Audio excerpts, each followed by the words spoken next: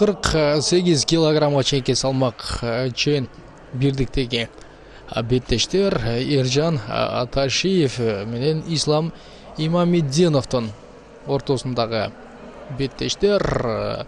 Мушкерлер буга чейин ушул ишенимдүү жеңиштерге жетип алгандагы айтып өтсөк болот. Айтор Эржан Ташиев өзүнүн алгачкы беттешин казакстандык Жалгаз Жемисбек менен өткөрүп, аны биринчи раундда эле техникалык нокаут менен жеңип алган. Экинчи беттеште кара балталык Владимир Ан менен беттешмек, бирок Владимир Ан ошол беттешке чыгуудан баш тартып койгон дагы. Ал мынтип түз бул беттешке чыга алган. Ал эми Ислам Имамиддинов биринчи беттешинде Карим Беджановду жеңип алган болсо, экинчи беттешинде Нурдин Каровдун үстүнөн жеңишке жете алган. Эки беттешине тең калуучулардын бирдиктүү чечими менен жана бул мушкерлер өзлөрүнүн мыкты экенин дагы көрсөтүүгө жетише алышат. Айтор Эржан Ташиев менен Ислам Имамиддинов экөө тең ушул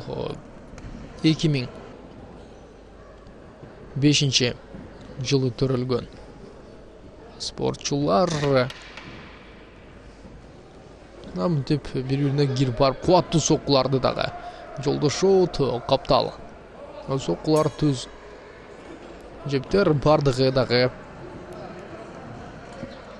орундалууда десек болот. Айтор алгачкы раунд соңуна чыгат. Эржан Ташиев менен Ислам Имамиддинов ашыгышкан жок, бирок ушул көк бурчтан чыккан Ислам Имамиддинов кези келген жерде кубаттуу ушул соккуларды жолдой ала турганын дагы көрсөткөн жана ал өзүнүн алда канча мыктылыгын көрсөтүүгө дагы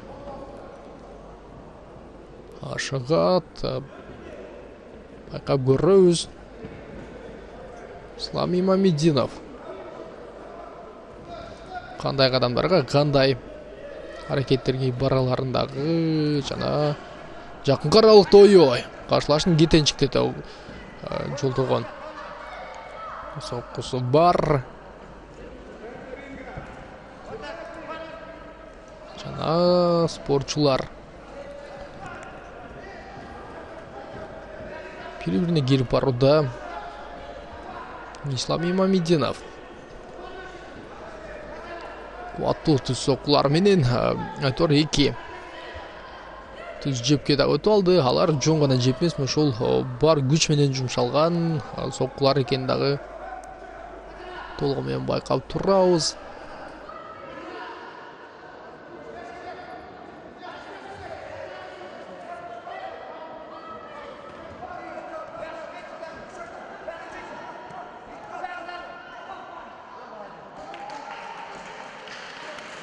Демек, азыр Эржан Ташиев беттешти уланталбай турганда Ташиевчте жок, уланталабы. Улантат. Демек, байкай жок, беттеш жыйынтыкталды. Канча дагы Ислам Имамиддинов ишенимдүү жеңишке жете алды көрүнөт.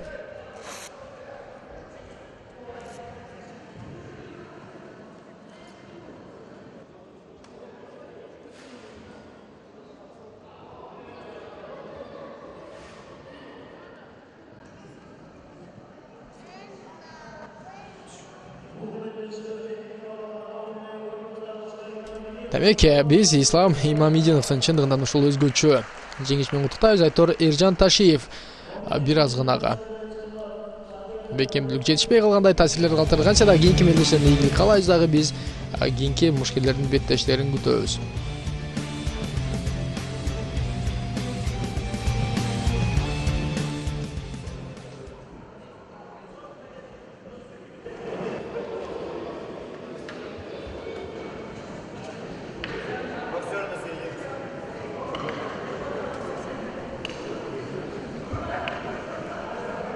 Елу килограммга чейинки салмак чейин бирдиктеги беттештер Али Шавкетов кызыл бурчтан чыкса, Кемил Келиза көк бурчтан ага каршы чыккан спортчу демек Камил Келиза менен ушул Али Шавкетовдун беттештеринен танылган болсок, Али Шавкетов биринчи беттешинде ушул Дилнур Дүйшөнбеков менен кезгилген, дагы анын ушул биринчи раунддагы техникалык нокаут менен жеңип, мынтип эми финалга чыгып турат. Ал эми Камил Келиза ал эки беттеш өткөрдү. Биринчисинде ушул Руслан Кировду калыстардын бирдиктүү чечими менен жеңип алган болсо, экинчи беттешинде Аман Канатовду 2-1 эсебинде жеңип алып финалга чыккан. Мушкер ал ушул Садовое айыл аймагынын өкүлү болсо, анын каршылашы Али Шавкетов Карабалтан ошол шаарынын дагы өкүлү экенин эсиңиздерге салабыз. Айтор Карабалтадан келген мушкерлер бул ошол жаштар арасындагы эл аралык өспүрүмдөр, жеткинчектер арасындагы биринчиликте мыктылыгын көрсөтө алышууда. Камил Келиза түз соккулар менен дагы каршылашын жакындатпайт жана алгачкы раундда менимче Камил Келиза өзүн эң эле мыкты көрсөтө алды жана анын дагы ушул сериктип беттештин мыктылантууга дагы көмөк берет. Жана Али Шавкетов экинчи айлампанын жүрүшүнө ишенимдүү кирип келгенди. Азыр салкынган улук менен беттешти өткөрүүгө дагы киришип баштады. Демек Камил Келиза ашыкпай катачылыктарга дагы жол берип албоо үчүн умтулушу керек. Али Шавкетовду көрөбүз жакын каралыктан мушкерлердин каттуу соккулары, каптал хуктар дагы орун алып жатканын көрүүдө. Сылдыйдан жогоруну көздөгөн аперкоттор Али Шавкетовдон орундалат жана түз эки сокку.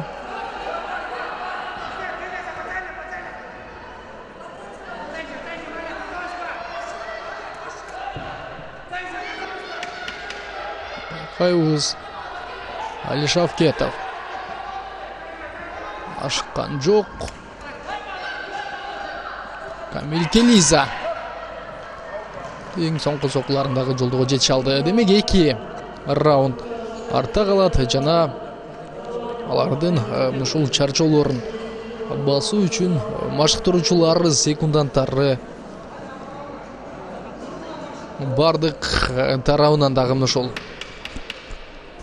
көрсөтмөлөрүн берет. Кантсе дагы ушул 2 айлампанын жүрүшүндө жаш мушкерлер өзлөрүнүн мыктылыгын көрсөтүүгө жетишти. 3 раунд бул бөлүк дагы ушул көп чоң ролду ойнойт десек туура болот. Азыр Камил Келиза ишенимдүү экен дагы.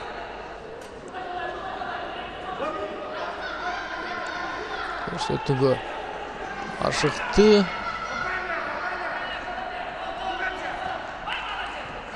Али Шавкетовдун тагыраагын ушул ар бир жолдогон соккуларын ушул көзөмөлгө ала турган болсо, Камил Келиза өзүнүн түз муштары менен атаандашын бир аз тынчын алат. Жана убакыттар болсо барган сайын соңун көздөй дагы чылып бара жатканын көрдөбүз. Жана Камил Келиза түз соккулар менен алдын көздөй кирип барды. Ага Али Шавкетов кандай жооп берет байкайбыз. Чарчашты чындыгында жаш мушкерлер көп энергияны коротtu, көп ошол соккуларды жары бири-бирине багыттады жана көп энергия дагы күч дагы коротконун байкап көрдүк.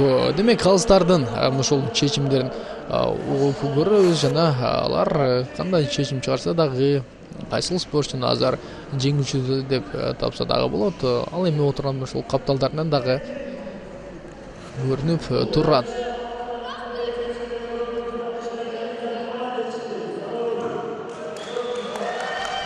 Демек Камил Келиза мынтип жеңишке жетет дагы 50 килограммга чейинки салмак чембирдикте жеңип жатат.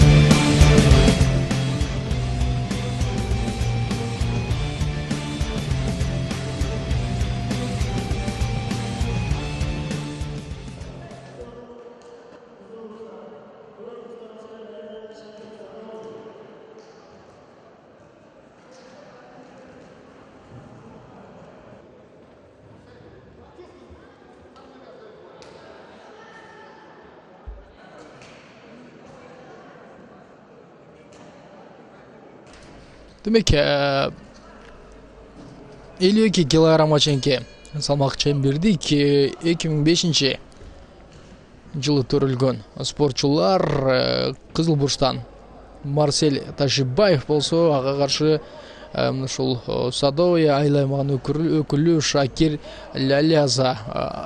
Айтор Кызыл Бурчтан чыккан мушкер Кара Балта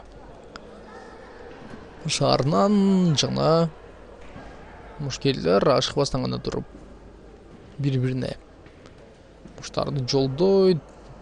Шакир Ляляза аралыкты сактоодо мыктылыгын көрсөтүүгө дагы даяр жана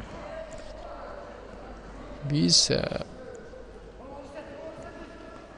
спортчулардын жолдогон соккуларын дагы байкап көрөбүз. Азырынча ашыгышкан жок жана түз сокку Марсель Ташибековдон дагы орундалды.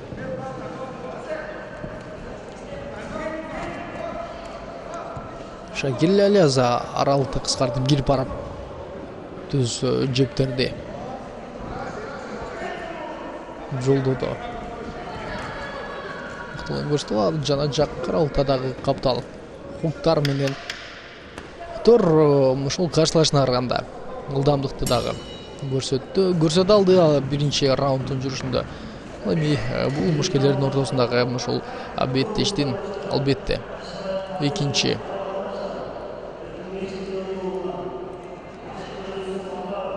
айлампасы дагы бизди күтөт жана ошол экинчи раунддун жүрүшүндө мушкерлер кандай кадамдарга барарын көрөбүз. Ашыгышкан жок. Марсель Ташибаев дагы Шакир Ляляза дагы каптал хуктар бар, кубаттуу Шакир Лялязадан жана андан кийин эки түз апперкотторго дагы ошол жептерге дагы басым жасады жана бул ушунча өзүнүн мыктылыгын кубаттуулугун көрсөтүүгө Шакир Ляляза умтулат жана анын ошол соккуларын дагы ашыкпастан байкайбыз. Барган сайын салмактар жогорулай берет жана мушкерлердин дагы көрсөткөн беттештери чындыгында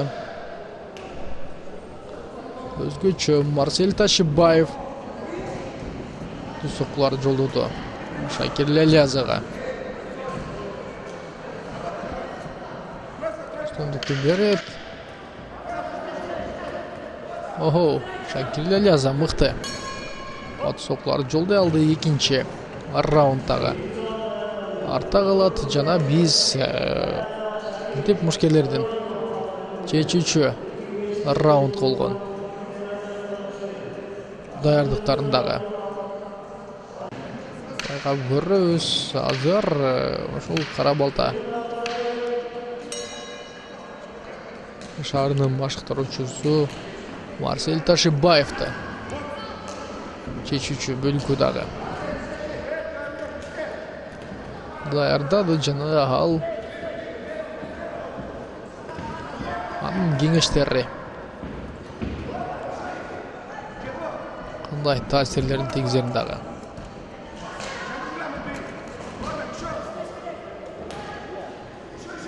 Байкайбыз. Шакил өзүнө ишенимдүү.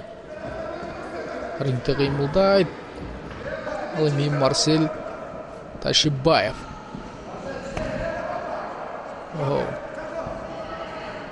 Шакил Алязанын кубаттуу каптал. Буну өткөрүп алды. Андыктан эми бул мушкерлер дагы ушул болушунча активдүүлүктөрүн көрсөтүп, картачылыкка жол берүүдөн дагы айлуулуу. Канче тантпесе жеңүүчүлөр дагы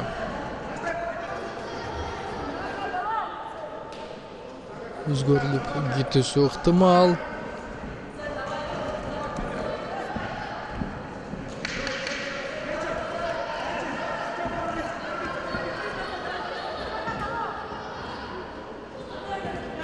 Шакил Аляза Алла гирпарда активдүүлүгүн көрсөтө алды.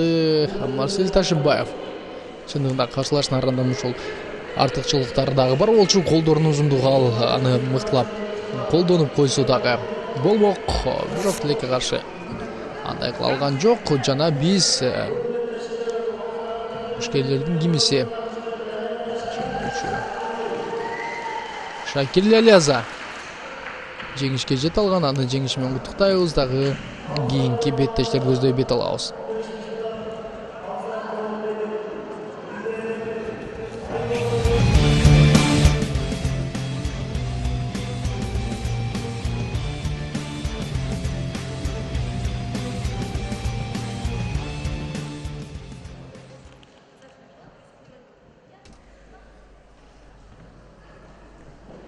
Демек 54 килограммга чейинки ушул салмак чен бирдиктеги беттештер жана Элдар Эсенбаев менен Бахтияр Шевкетовдун ортосундагы беттеш Элдар Эсенбаев. Алгачкы ушул беттешинде Вумар Хиязовдун үстүнөн жеңишке жете алса, экинчи беттешинде Данил Ропаны жеңип алган. Кан шаарынын өкүлү ал эми Бахтияр Шевкетов. Кара балта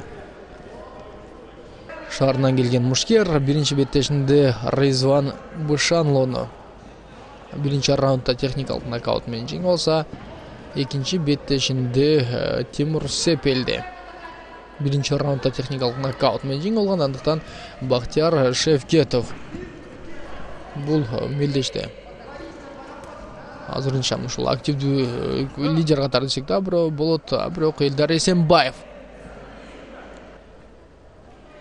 мыкты даярдыкта экенин көрсөтөт. Ал каршылашынын бардык тарабынан өзүнүн кубаттуу соккулары менен дагы тосуп алууга даяр. Демек Бахтияр Шевкетов аны тосуп алууга даяр болушу керек. Ой.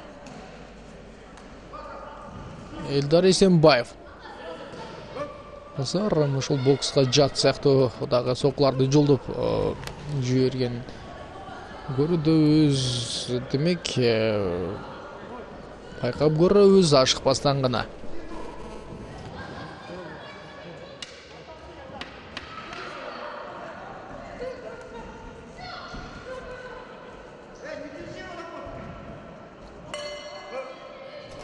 Алгачкы айлампа соңуна чыккандан кийин биз экинчи бөлүктү күтөбүз.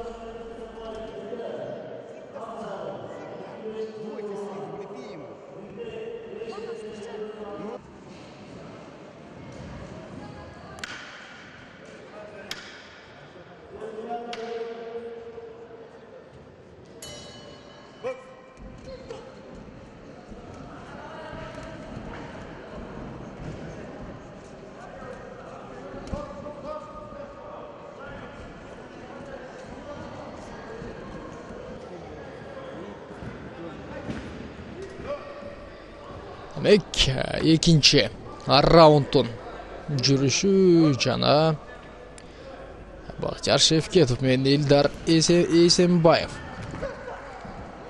мыктыларды аныктоого дагы ашыгышат Элдар Эсенбаев.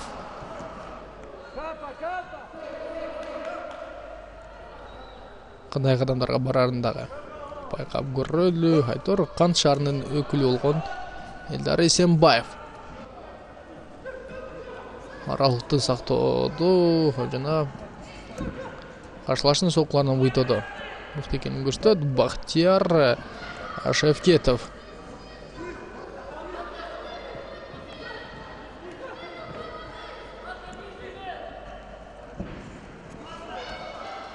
Кез келген жерде мүмкүнчүлүктү сөзсүз түрдө колдон чыгарбай биринин артынан бирин жолдой ала турган дагы көрсөтөт жана Элдар Эсенбаевдин мындай ишенимдүү аракеттери аны сөзсүз түрдө жеңишке дагы жакындатат.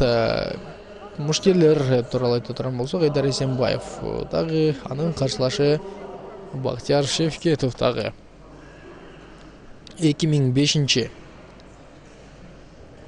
жылы жарык дүйнөгө келген спортчулар. Чындыгында эле ушул чоңдордон кем калбаган өзгөчө беттештерди бизге тартылоодо алардан дагы көбүрөөк ошол кыймылдап, алардан дагы көбүрөөк соккуларды бири-бирине жолдоп жатканын айтып өтсөк болот. Мына андан улам дагы ушул булардыкы ар бир раундун ушул 2 мүнөттөн өтсөк дагы болот. Бактияр Шевкетов активдүү баштоого ашыкты, бирок Элдар Эсенбаевдин беттешти өзүнүн ушул көзөмөлүнөн чыгарбай жатканын дагы көрдүбүз. Демек,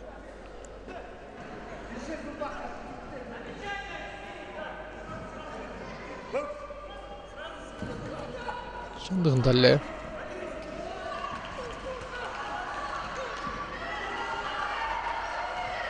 ар бири мыкты десек дагы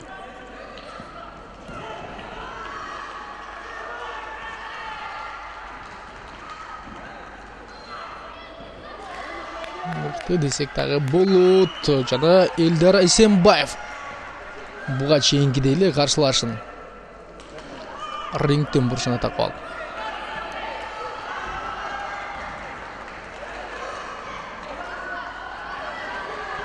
Мыкты жүрүштөрдү дагы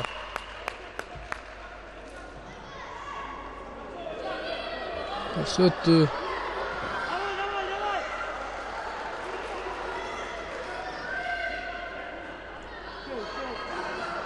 Туруп барган сайын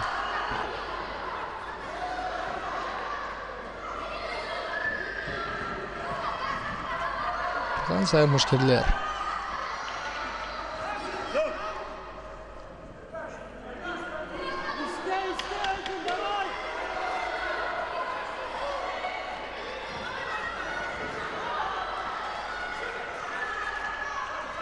мыктылыгын көрсөтүшүдө. Демек, биз эми спортчулардын кимиси жеңүүчү экенин дагы угуп аныктап көрөбүз.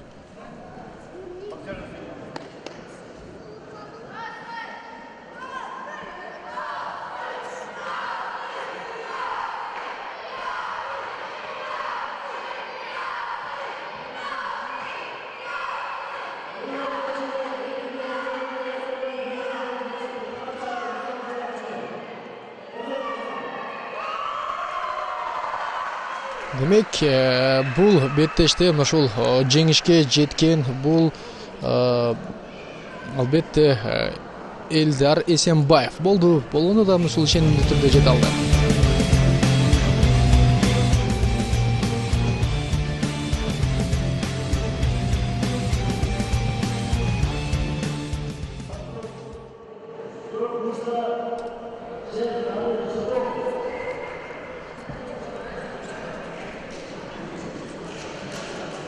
57 килограммга чейинки салмак чейин бирдик жана ошол Залкар Тынарбеков менен Рамиль Шардын ортосундагы мелдеш эки мушкертең биздин ушул өлкөнүн атынан Залкар Тынарбеков Газпром спорт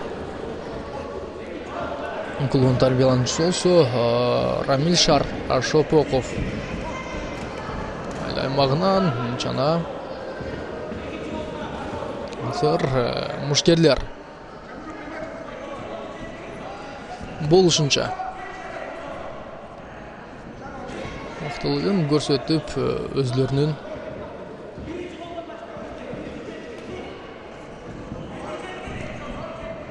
жакынкы аралыкта сокулары менен дагы камалууга алат. Демек азыр Залкар Тынарбеков ушул аралыкта көзөмөлдөп тургандагы көрүүдөбүз. Ал узун сокулар менен каршылашын түз жептер менен дагы ушул өзүнө жакындатпай мыкты экенин көрсөтүүгө ашыгат.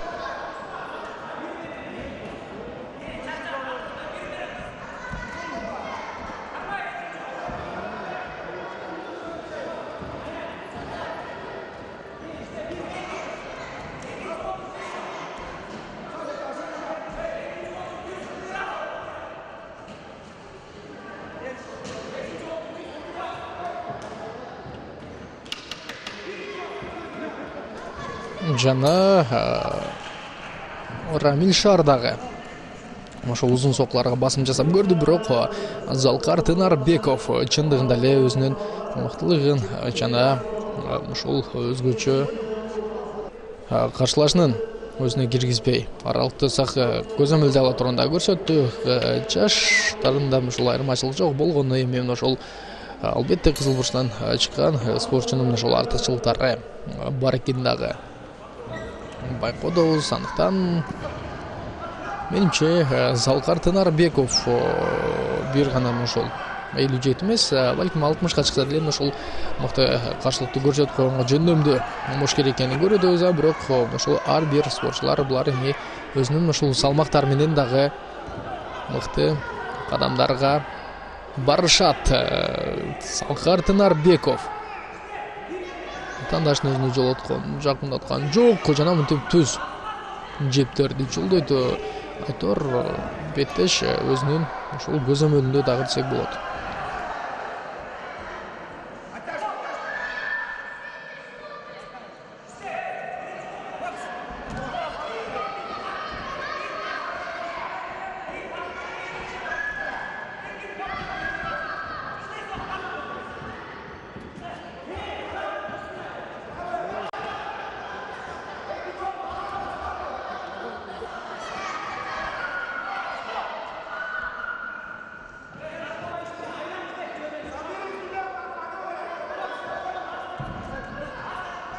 Жана Залкар Тынарбеков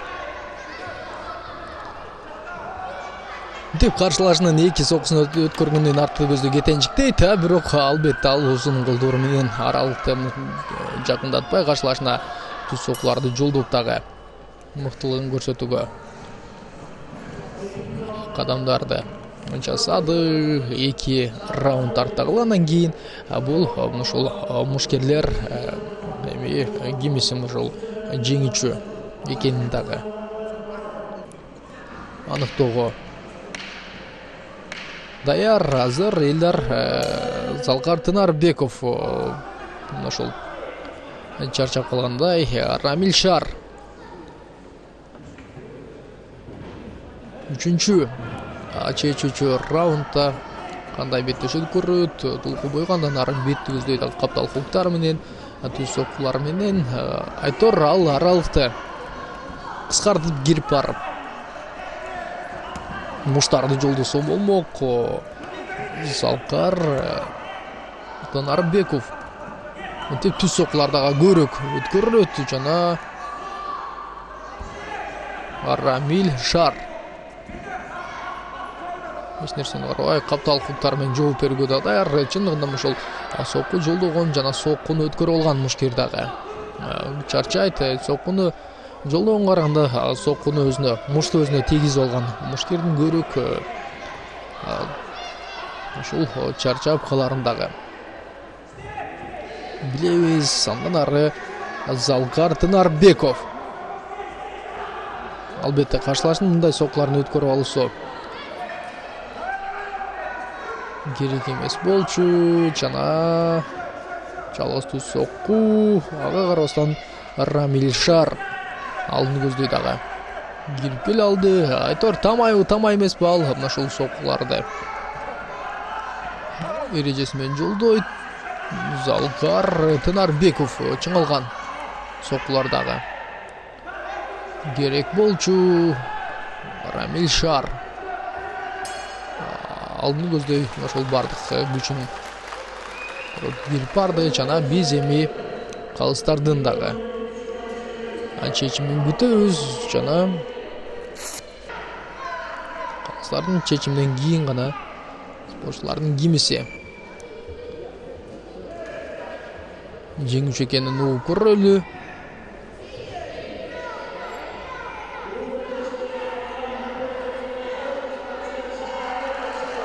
Демек Рамилшар бул беттеште жеңишке жеткен экен. Залгар Тынарбеков дагы мыкты беттешти өткөрө алды. Биз болсо алдын көздөй жылабыз.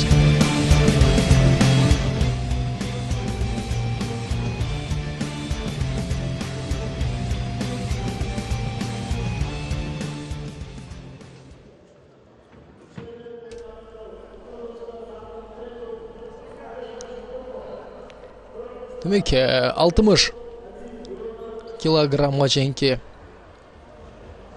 салмак чейин бирдик. Жана 2004-2005 жылы төрөлгөн спортчулардын ортосунда беттеш Осмонбек Сагынбеков менен Азим Алманбетовдун ортосундагы беттеш спортчулар Чүй облусунан Осмонбек Сагынбеков Шопоковдон келген болсо, Азим Алманбетов Жоон Арыктан келген. Жана сар мушкерлер күчтөрүн көрсөтүү үчүн дагы бар күчтөрүн топ кубаттуу соккуларды жолдоого киришет. Ой. Азим Алманбетов кубаттуу соккуларды жолдойт. Жана ошол эле учурда өткөрүп да калат.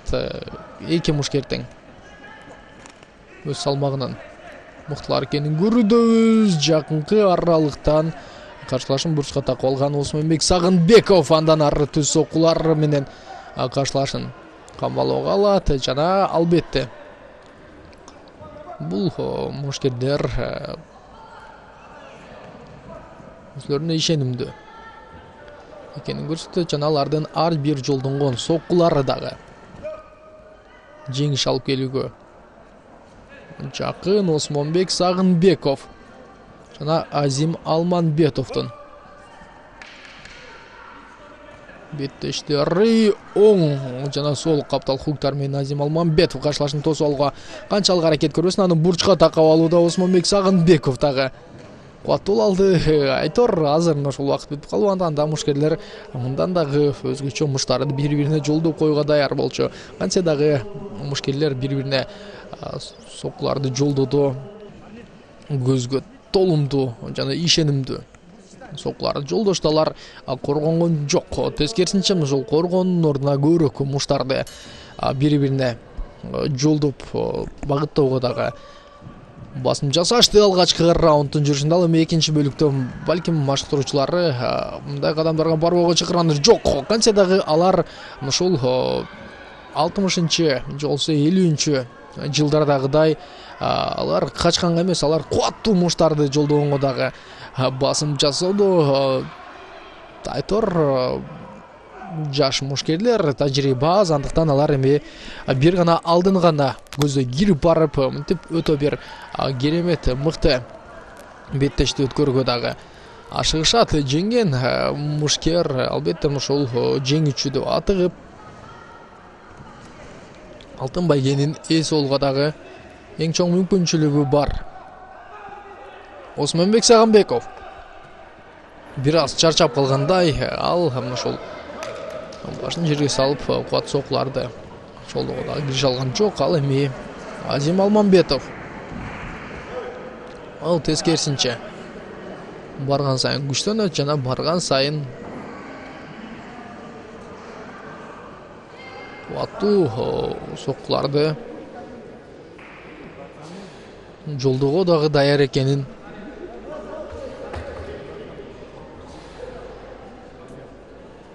көрө алдык.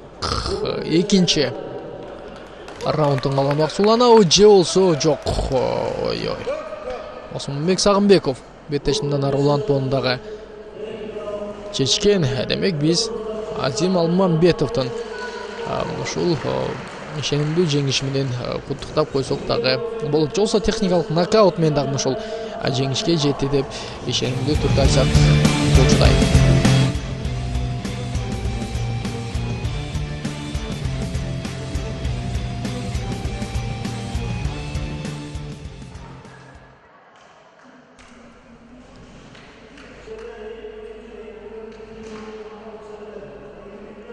Демек биз 2003 жана 2004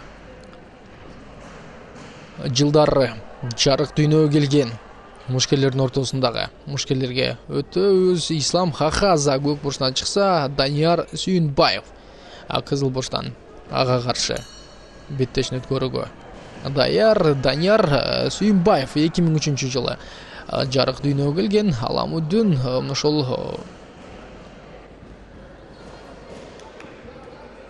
районуна караштуу Аламүдүнүн районунан орун алган эр жүрөк спорт клубунда машыгат. Ал эми Ислам Хахаза ал ошол Садовое айыл аймагынан ал биринчи беттешинде Орусиядан келген Магомед Керимовду калыстардын 2-1 жыйынтыгы менен жеңип алган болсо, Данияр Сүйүнбаев Нурбек Кермалиев менен кезгелип аны калыстардын 2-1 чечими менен жеңип алган. Жана биз албетте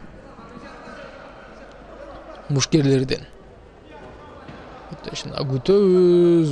Жана Данияр Сүйүнбаев азыр өзүн алдаганча ишенимдүү дагы көрүнүүгө таасирлер бар. Бирок Ислам Хахаза дагы кубаттуу сокуларды жолдоп коюуга даяр жок. Данияр Сүйүнбаев аны тосуп алууда ишенимдүү кадамдарга бара алды. Жана мынтип рингден бурчуна такагандан кийин ал кубаттуу сокуларды жолдону улантуусу керек. Алгачкы раунд жыйынтыкталат. Биз бул мушкерлердин ортосундагы беттешин экинчи раундуна дагы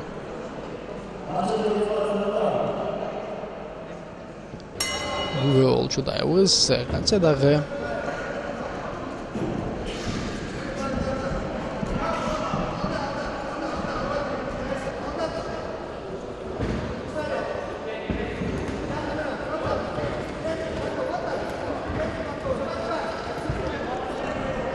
мушкерлердин жакынкы бөлүктөгү бири-бирине жолдогон сокулары менен беттештин бул бөлүгү дагы башталат. Жана узун сокуларды жолдоду Ислам Хахаза тамай экенин көрсөтүүгө ашыкты.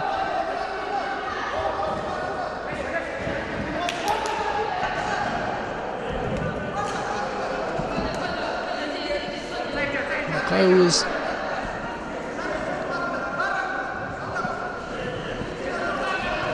шындыгында эле мынтип кубаттуу соккуларга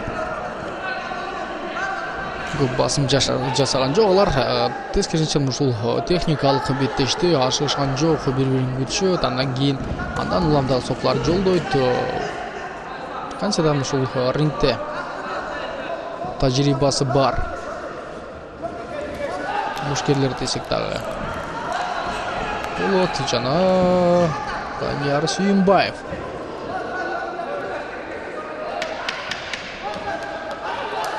каршылашынын бардык дарынан күтүп алып Ислам Хахадзеге соккулар жолдоду талуу жерге. Кубаттуу соккуну өткөрүп алды. Азыр калыс эскертүүнү сөзсүз түрдө эрте бериши керек болчу. Жана албетте беттеш мындан ары кандай уланарын биз күткүчү эле. Экинчи раундтагы артта калат. Жана Данияр Сүйүнбаев менен Ислам Хахаза өзлөрүнүн өзгөчөлүгүн көрсөтө алган. Бокста эми ушул футболдогудай жаш кезден баарын көп талап кылбайт. 13, 14, 12 жашынан дагы ошол баштап кийин дүйнөлүк атактанга жеткен мушкерлердин ошол санай берсе колдун манжалары дагы жетпей калат. Үчүнчү чечүүчү раунд жана Данияр Сүйүнбаев менен Ислам Хахазанын ортосундагы беттеш. Данияр Сүйүнбаев соккуну көп жолдогон жок. Ал болсончо ушул каршылашын өзүнүн кыймыл аракети менен дагы жазгырууга басым жасайт. Демек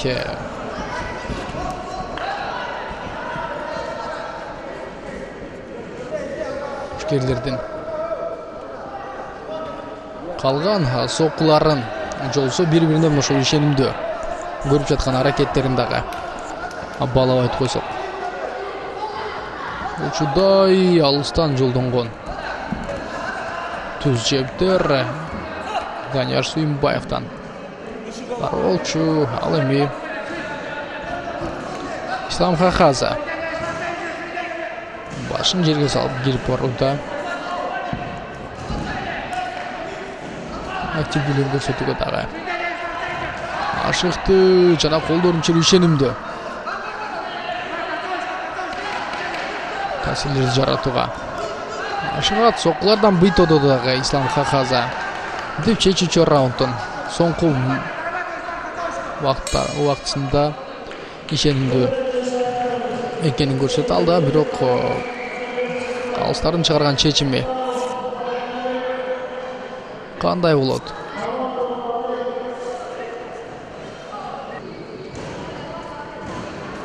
Капуун көрөлү.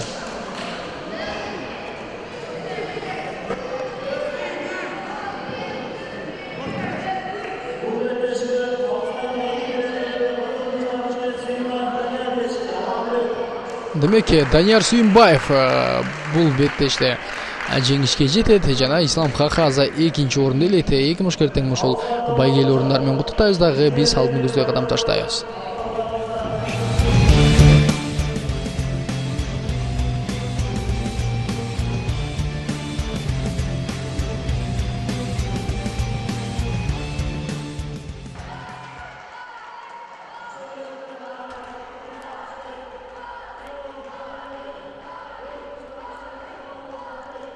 Демек 2003 жана 2004 жылы жарык дүйнөгө келген мушкерлердин арасындагы 57 килограммга чейинки салмак чембирдик кызыл бурчтан Мухаммед Али Ансаров, ал эми көк бурчтан ага каршы Мавлет Салаватов.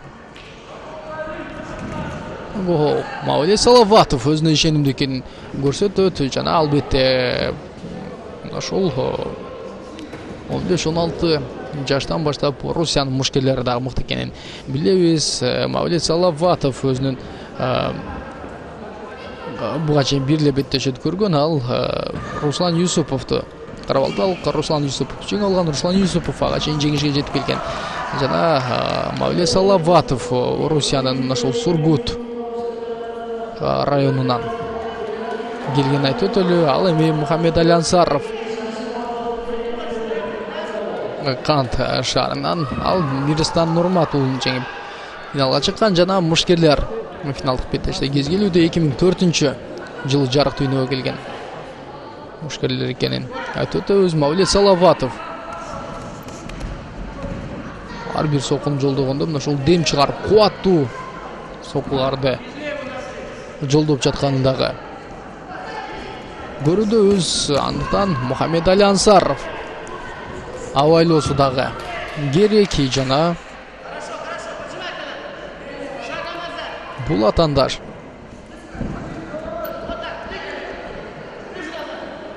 башка каршылаштары сыяктуу оңой олтоң багынууну көздөбөйт. Мухаммедали Ансаров кандай кадамдарга барарын дагы байкайбыз. 2 каптал хук бар, бирок ал хуктар дагы мындай кубаттуу чыңалган экенин көрсөк болот. Мухаммедали Ансаров мына эми гана жооптук соккуларды оттогула эркен көрсөтөт. Кирип барып жолдонгон каптал хук, андан ары кайрадан кирип барып 2 оң хукту Мавлет Салаватов жолдой алды. Ал ортодо алгачкы раунддагы жыйынтыкталат. Жана биз мушкерлердин ортосундагы беттештин экинчи айланпасын күтөбүз.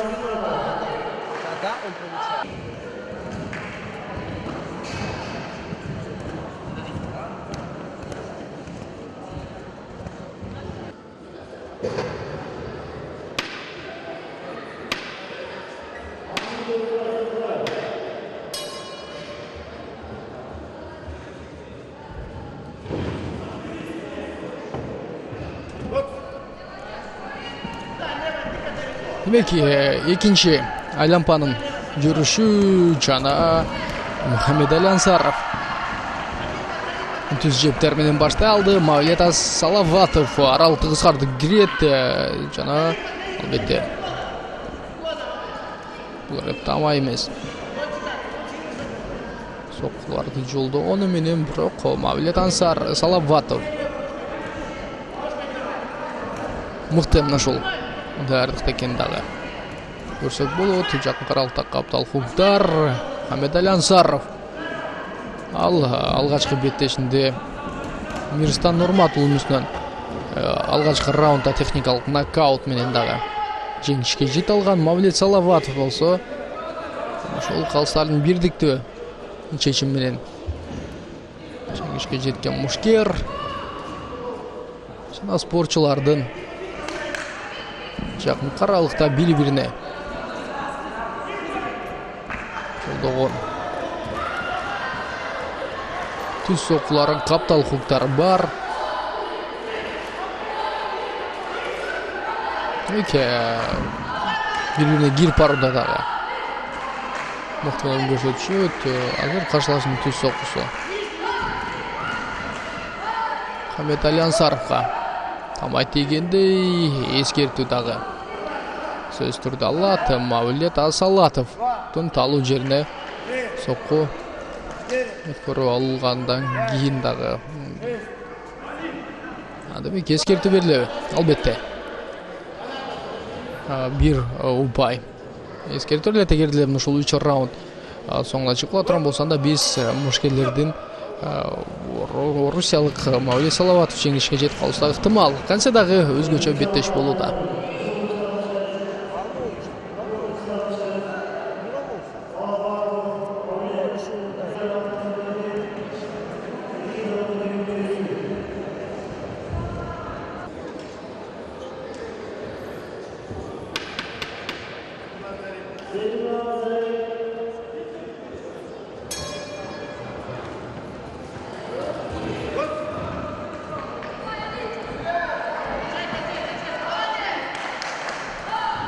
Демек, үчүнчү чечүүчү раунд жана ой Мавлет Салаватов каптал хуктары менен кирип барып азыр каршылашына кандай гана кубаттуу соккуларды жолдой алды. Чындыгында эле Мухаммед Али Ансаров уну күткөн эмес. Келечекте ушул дүйнөнү атагы ташырган Мухаммед Али дейт дагы мушкер болсун деп анын атын Мухаммед Али деп койгон шығар. Биз келечекте Мухаммед Али Ансаров деп сыймыктанып калуубуз дагы ыктымал. Ал эми Мавлет Салаватов азыр ушул беттештин башын 3-чү раундду активдүү баштаган менен бир аз басаңдап кала алды. Муну Мухаммед Али Ансаров өзүнүн пайдасына көзөм колдонуп кетсе эле болмок. Жок, Мавлет Салаватов оң кол менен дагы, сол кол менен дагы ошол кубаттуу соккуну жолдой аларын көрсөттү. Андыктан Мухаммед Али Ансаров мынтип анын өзүнө окшой эле ушул күтүп анын чабуулдарынан ана өзүнө бир пайда чыгарууга ашыккандай. Антсе дагы биз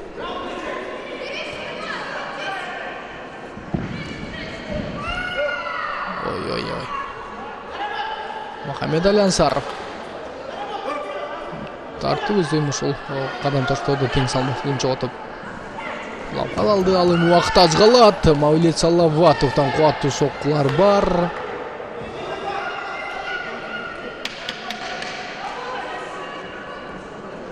Мавлет Салаватов ашыккан жок.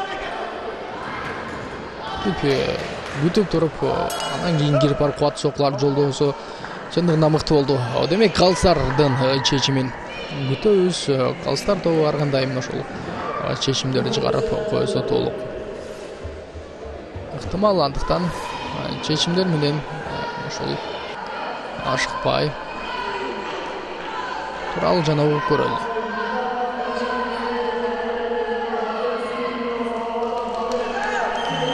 Демек, Мавлет Салаватов калыстардын көпчүлүгүн чечиммен жеңишке жетет. Ардактуу мекендештер, бул ошол аймактарды өнүктүрүү жана ошол санар эптештирүү жылына карата Чүй облусунун Люксембург айыл аймагында элүү өткөн эл аралык мелдеш кызматыңыздарда мен Бактияр Кыдыралиев болдум. Барыңыздарды спортту сүйүүгө жана спорт менен машыгууга чакырамын да кайрадан амандашканга чейин деп коштошомун.